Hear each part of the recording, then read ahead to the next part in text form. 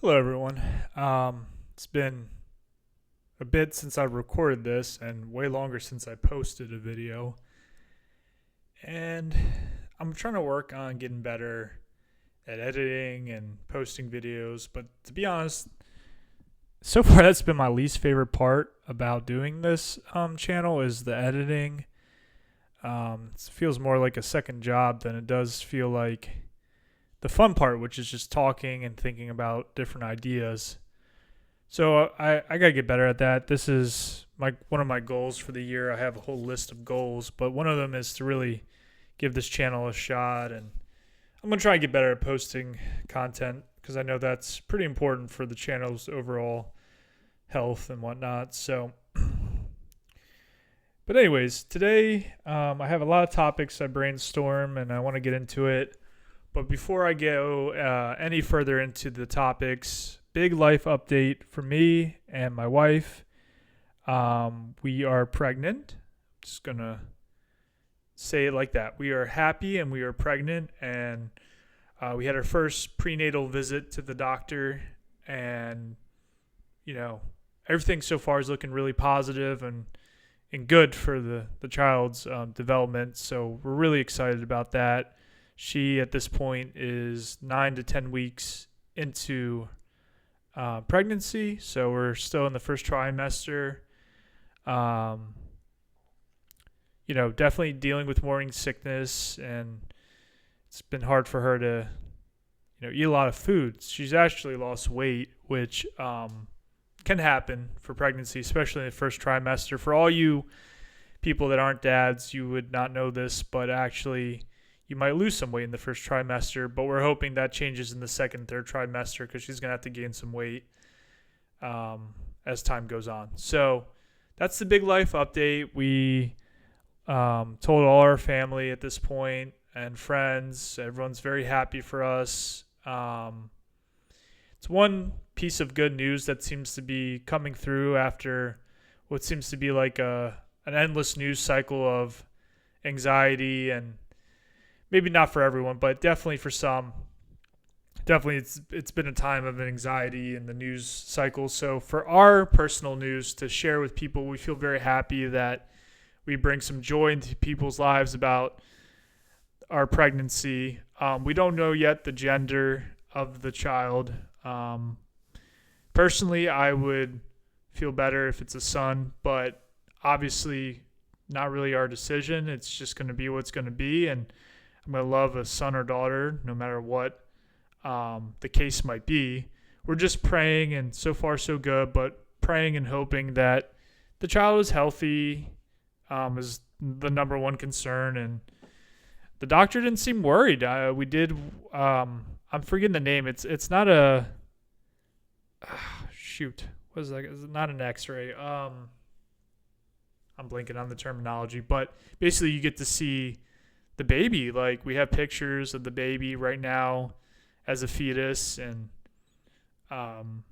it's really amazing to see this like human being just growing inside my wife. Like, it sounds weird, but it's also amazing at the same time to see this human being. I mean, my wife claims the child already waved to the camera, so to speak, and personally didn't see the wave.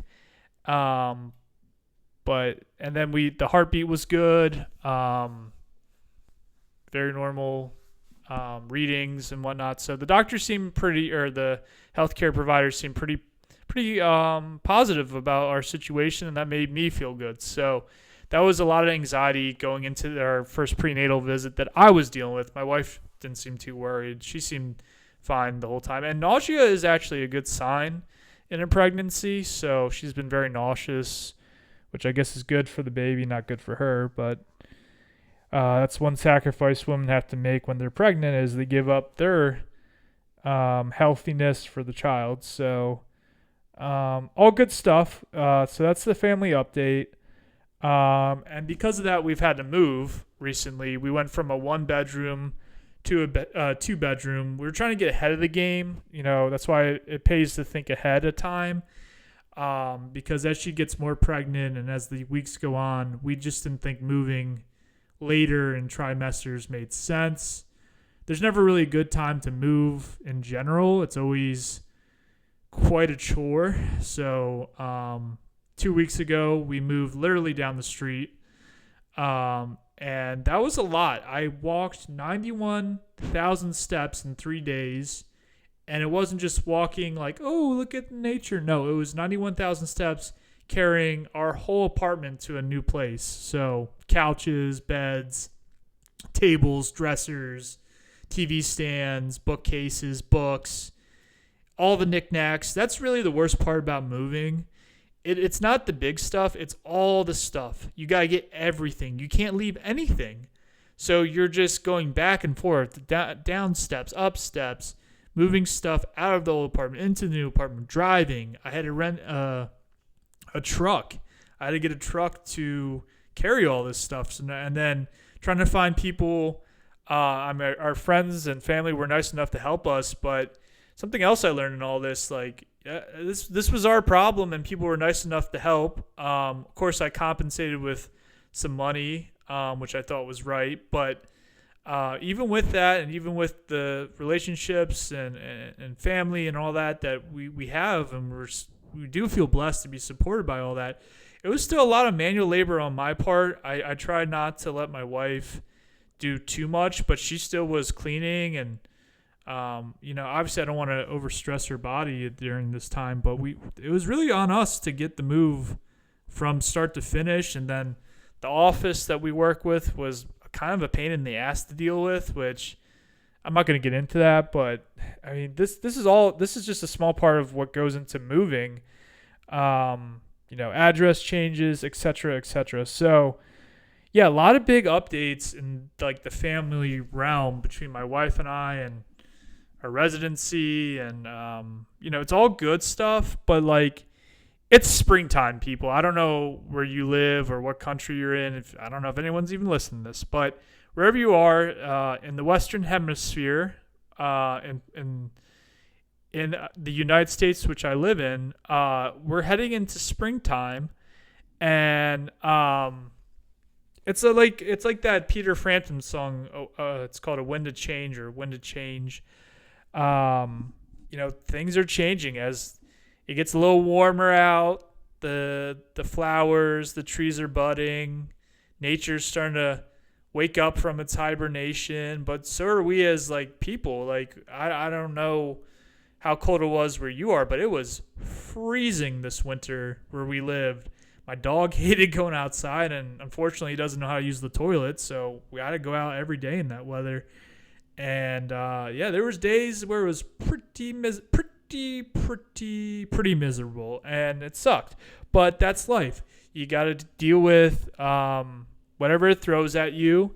And to be honest, I get seasonal affective depression, I think it's called, sad, whatever. Yeah, I'm a little like down when the weather sucks ass. It's freezing cold. You haven't seen the sun in like a whole fucking month.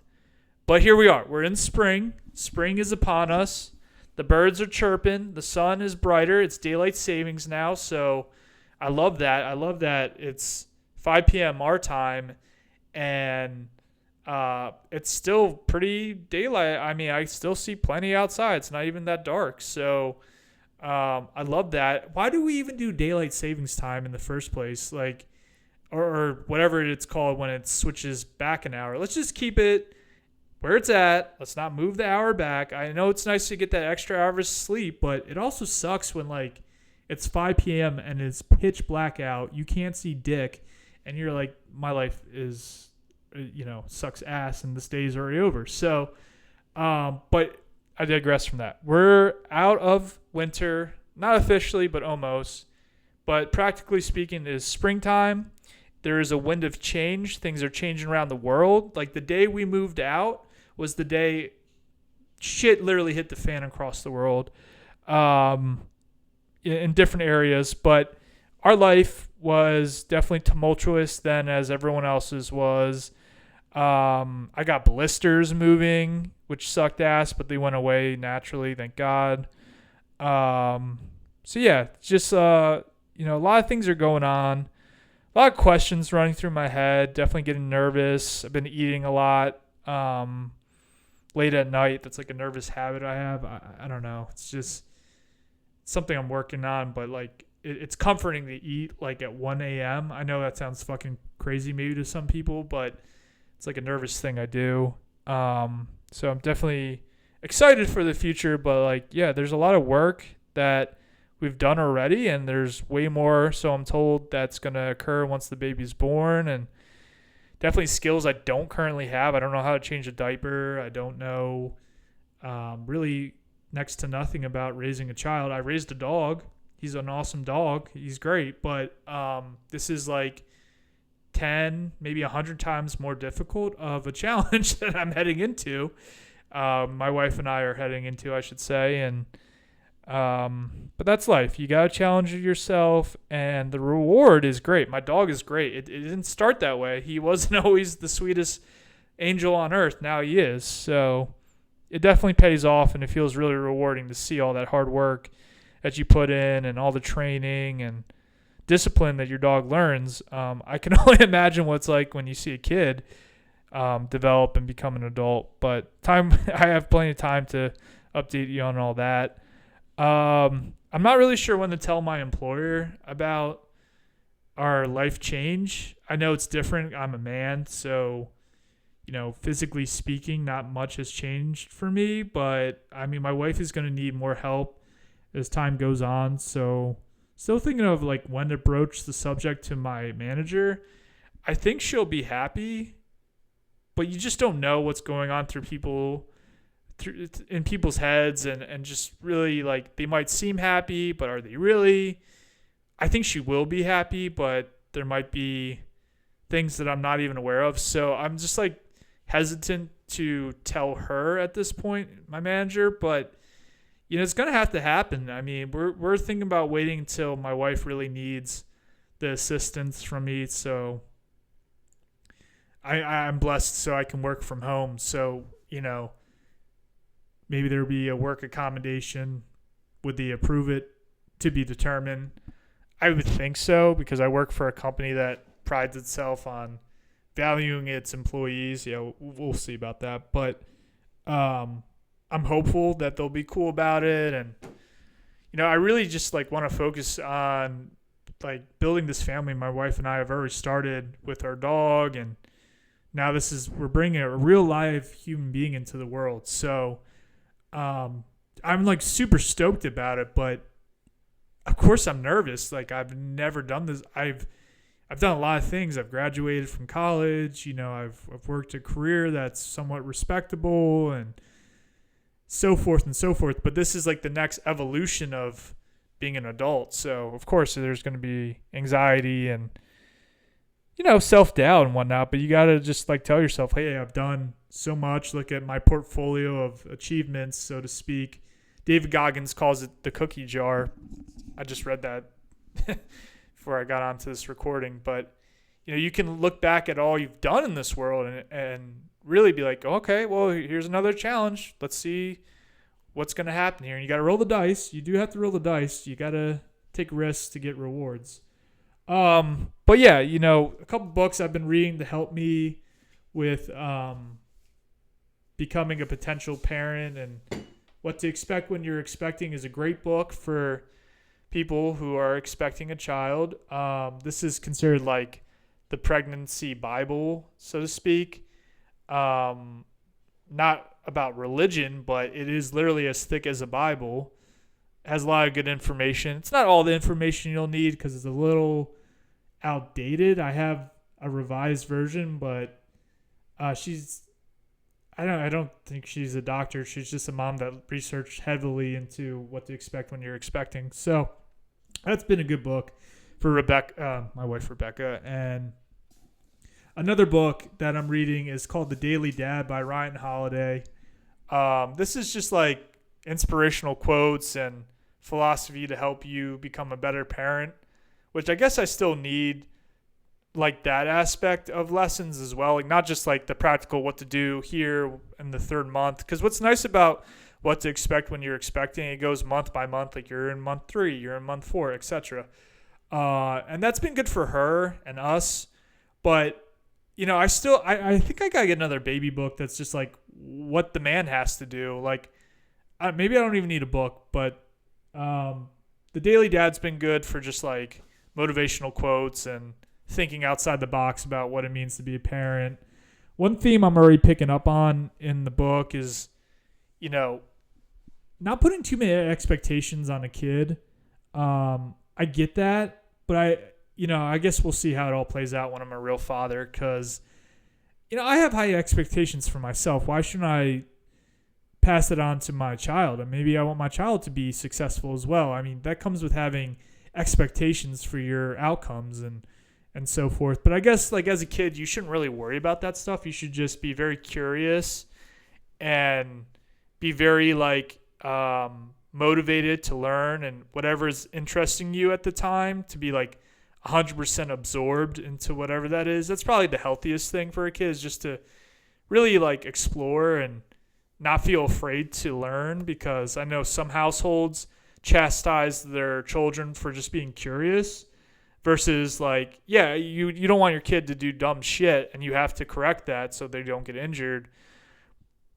However, there are things in this world that do require a bit of risk to learn from. For example, I used to work in a pharmaceutical laboratory, and I had to take labs in college. There's some risk in all that. I mean, you're dealing with chemicals, you're dealing with reactions, you're dealing with things that could potentially harm you. So I guess there's going to be that push and pull where, like, I want the child to be smart and I want them to be curious and get their answers that they're looking for.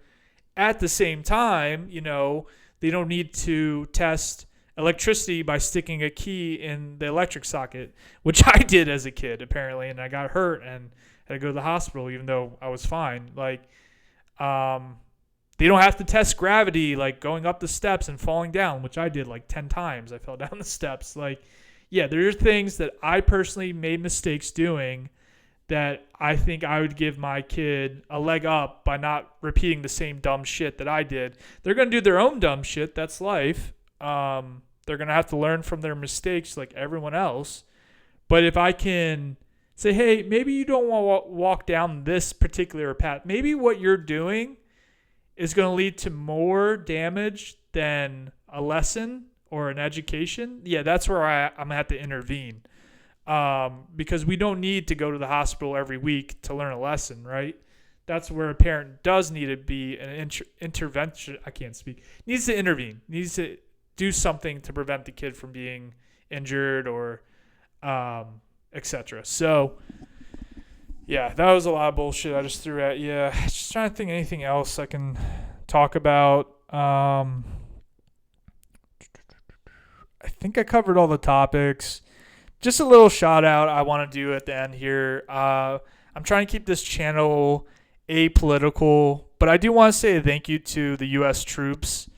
I don't think anyone's going to listen to this from the military, but if you do, thank you for your service. This is a very challenging time across the world.